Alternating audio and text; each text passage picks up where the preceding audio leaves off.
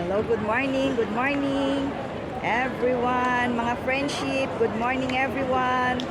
Andito na kami ngayon sa Centro Storico di Palermo.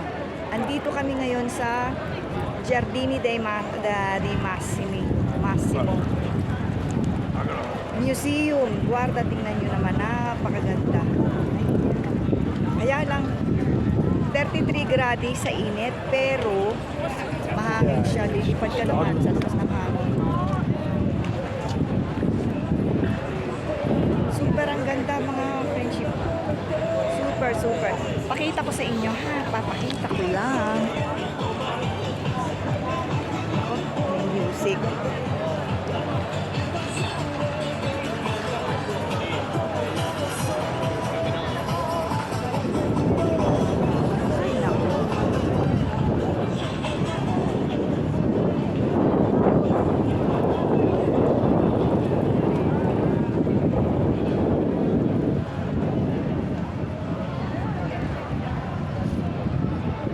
Grabe ang ganda, mga friendship.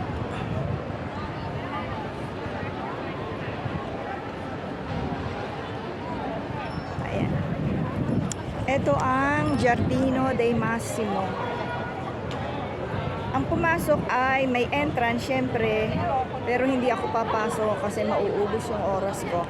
Pakita ko lang sa inyo na dito sa Palermo, isa ito sa mga dinadayo at isa sa mga tourist place dito. Okay.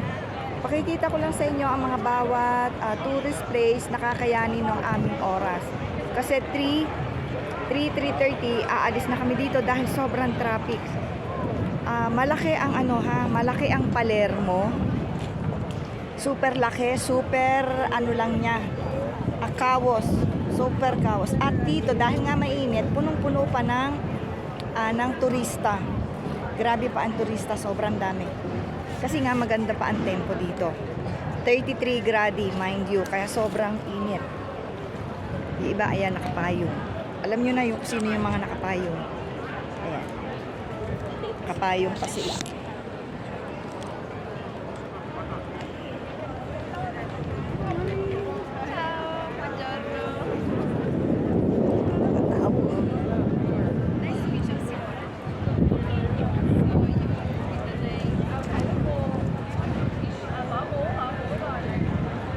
Incheck, ayun, dito ako nakakita ng Incheck. Pero sa pinuntahan ko sa Marsala, Mazzara, Trapani, Siesta, Coconte ang mga lahi na yan.